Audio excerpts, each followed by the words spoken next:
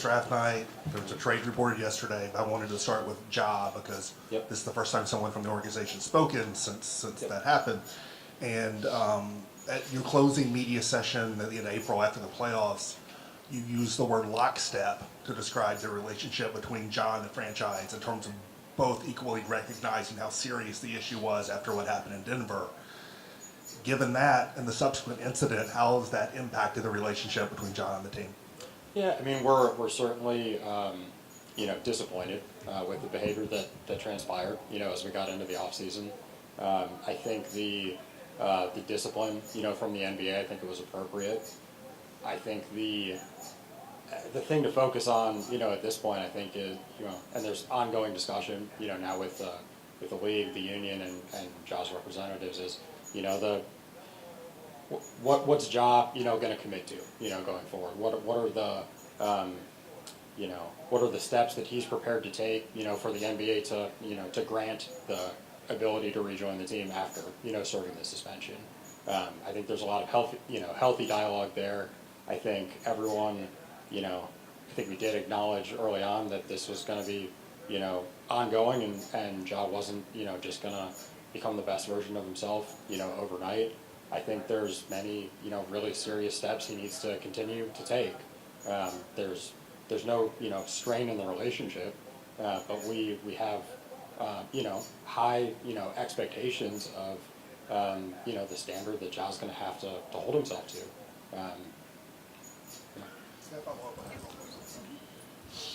What was the communication with Ja like in the immediate aftermath of that last incident? What's the communication been with him since then? And can you clarify a little bit? The NBA's statement was that he was suspended from quote unquote public team activities. Can you clarify a little bit what that means in terms of his availability with practice and with facilities and stuff like that? Yeah, I mean, on the first piece, I'll just say we're in communication with Ja. The league's in communication with Ja. I think everyone's been very transparent about what needs to be done from here, the steps that are going to have to be taken. As to once Ja's reintegrated into the team environment, he's at the very least going to be allowed to participate in individual work, conditioning, medical. I think there's further dialogue as to other things that he potentially could be involved in. Obviously, he's not going to be playing for 25 games. Going to the draft now, we see the trade from 25 down in the draft was just made official. What can you tell us there now at this point, and kind of just walk us through the draft picks? At 45, G.G. Jackson, 56, you go draft and stash. Why did you do that, and just your thoughts on those players? Yeah, so the proposed trade, I don't think I'm allowed to go into detail on that yet. I will say, big picture, we had a pretty clear idea of what we were hoping to do, with this roster. We were certainly looking for a veteran presence, to add to the group.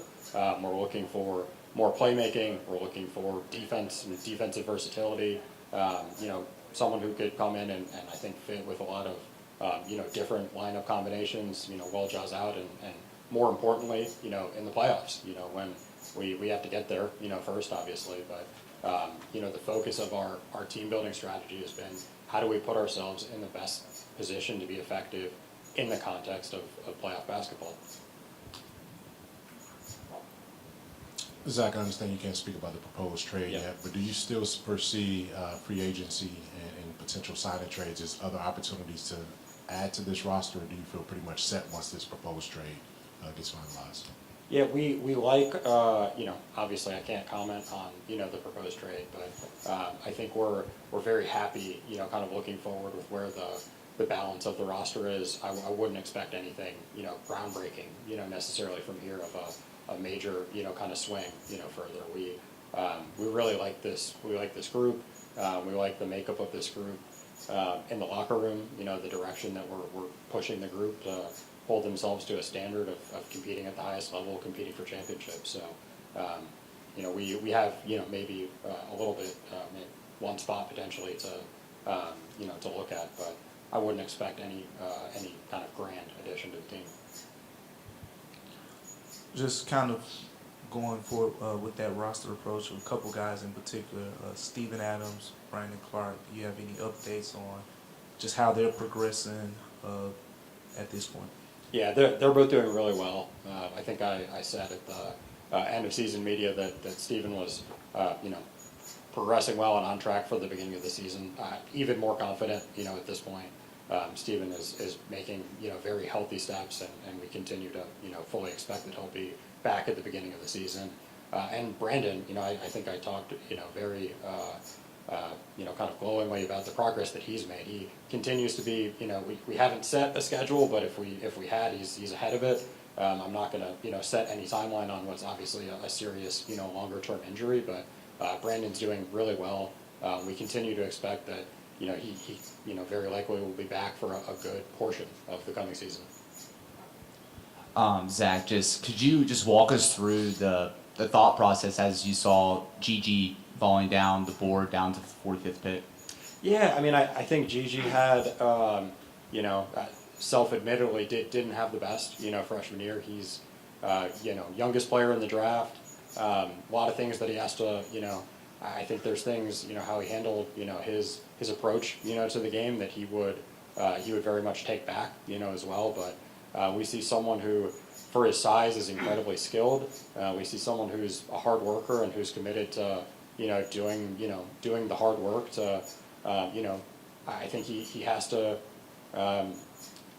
I don't think he's happy, with how he handled this past year. And I think he's looking forward to trying to prove to everyone what he's capable of developing into as a basketball player.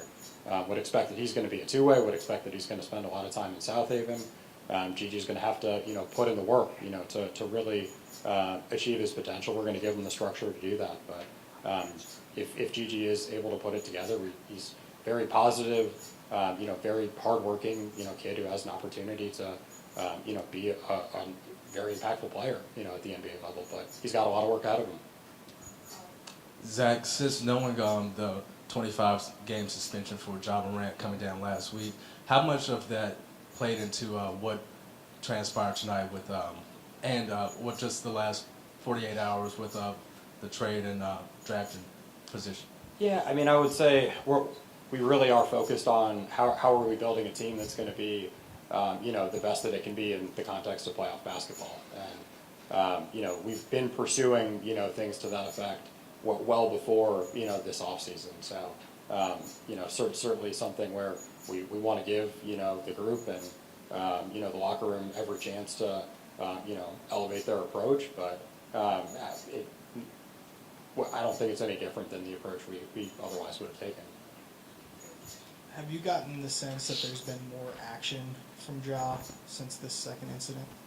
I think he's taken some steps, but at this point, honestly, doesn't matter until he follows through on it. Couldn't care less, about words. Ja has to prove it. He's really going to have to.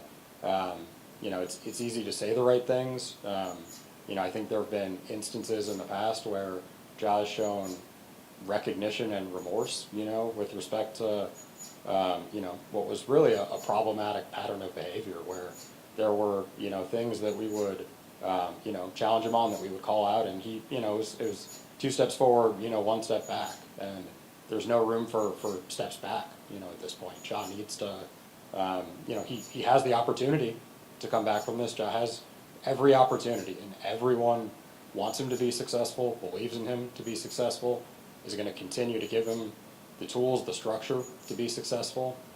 It's on Ja.